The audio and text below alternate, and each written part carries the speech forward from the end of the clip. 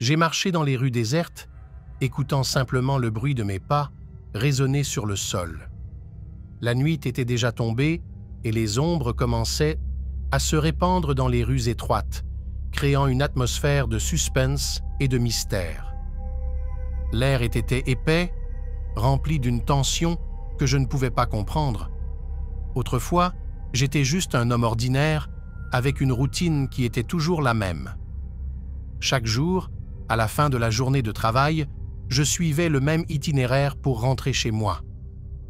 Mais cette nuit-là, quelque chose semblait avoir changé. J'ai eu froid dans le dos en réalisant que je n'étais pas seul. J'ai regardé autour de moi, mais je n'ai vu personne autour. Cependant, je sentais toujours que j'étais surveillé. J'ai augmenté la vitesse pour essayer de me débarrasser de l'inconfort qui me consumait. Au fur et à mesure que j'accélérais, le sentiment que quelque chose de dangereux me regardait dans l'ombre s'intensifiait. C'est à ce moment-là que j'ai entendu un doux bruit. Ce n'était qu'un murmure presque inaudible, mais suffisant pour me faire craindre. Je ne pouvais pas identifier les mots exacts, mais le ton était plein d'insinuations négatives et d'avertissements. Il semblait que l'obscurité murmurait de sombres secrets pour moi. J'ai fait un effort pour ne pas prêter attention au bruit, croyant que c'était juste mon imagination. Cependant, le murmure n'a pas cessé et a continué à m'accompagner à chaque pas que j'ai fait. J'ai commencé à avoir des pensées négatives dans mon esprit, intensifiées par l'obscurité autour de moi. Soudain, une personne est apparue de l'obscurité devant moi. Elle était grande et mince, avec des yeux qui scintillaient dans l'obscurité. Je restais immobile, incapable de bouger, alors que la silhouette s'approchait lentement. J'ai demandé calmement et en tremblant « Qui diable êtes-vous » La personne n'a pas répondu. Il s'est simplement approché de moi, chaque pas résonnant comme un son effrayant dans l'obscurité de la nuit.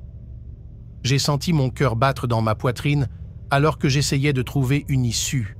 Puis, avant que la silhouette ne puisse m'atteindre, une lumière intense apparut brusquement dans l'obscurité.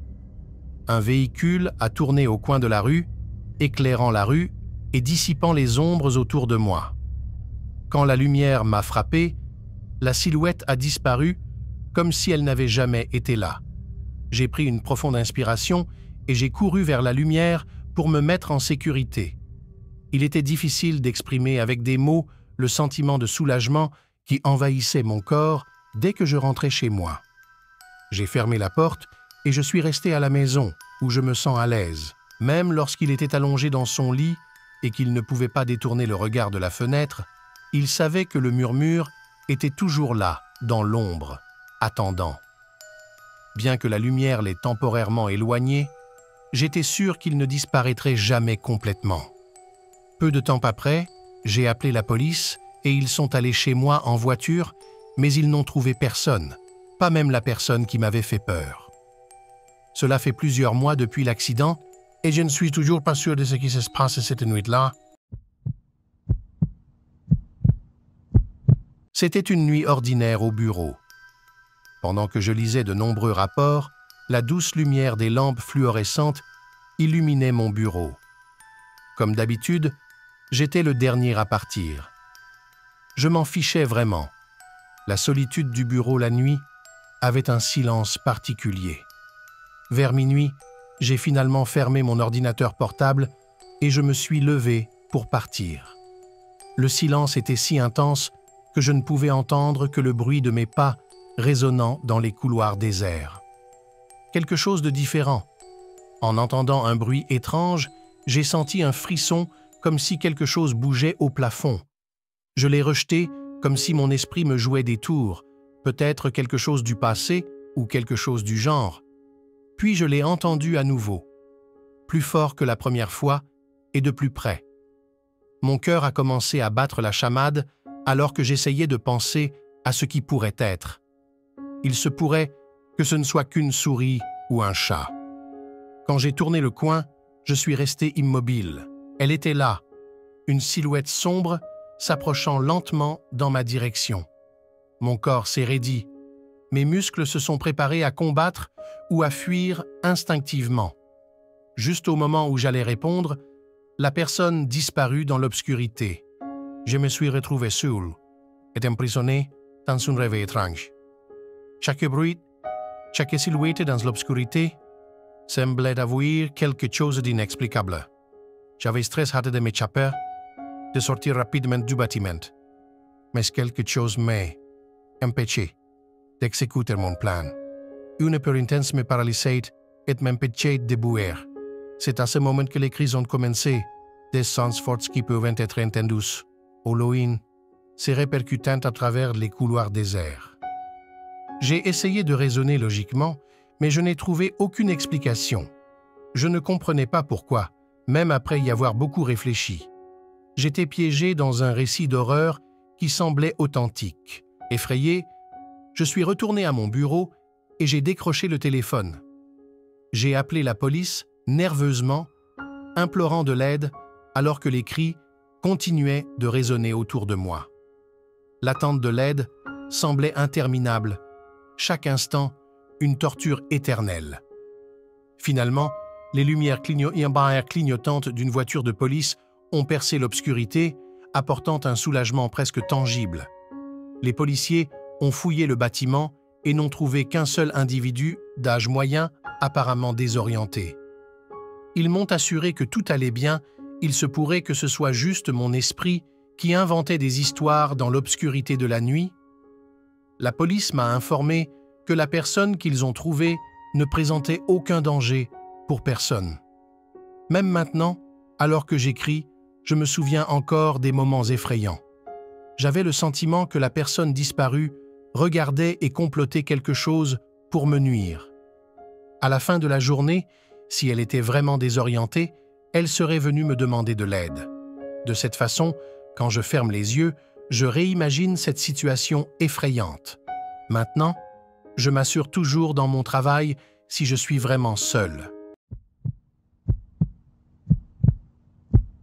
J'avais déjà de l'expérience en tant que veilleur de nuit dans un supermarché tranquille, à la périphérie.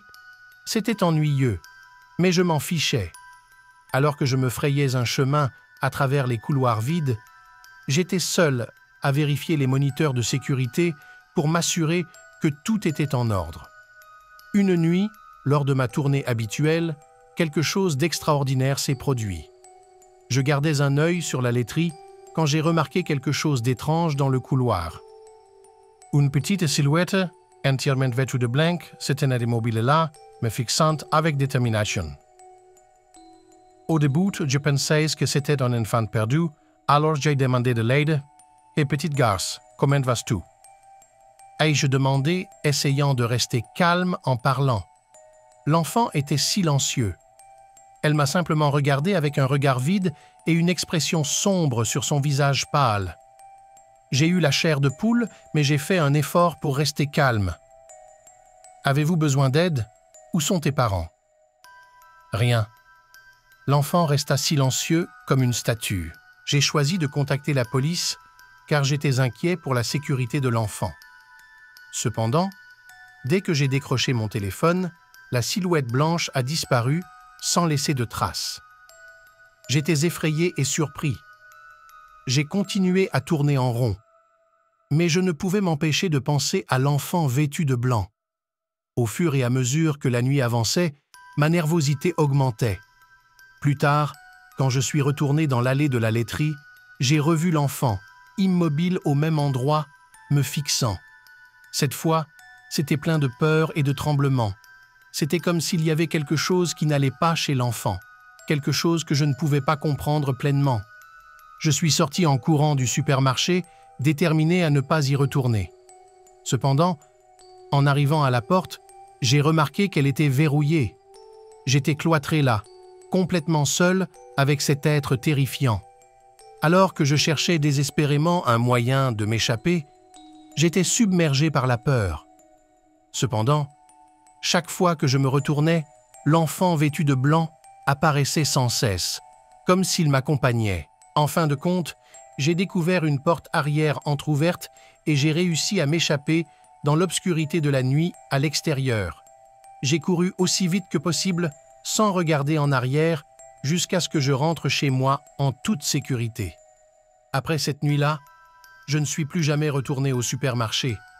L'expérience terrifiante me hante encore dans les rêves et je continue de me demander si l'enfant en blanc était quelque chose de surnaturel ou juste un enfant qui a besoin d'aide.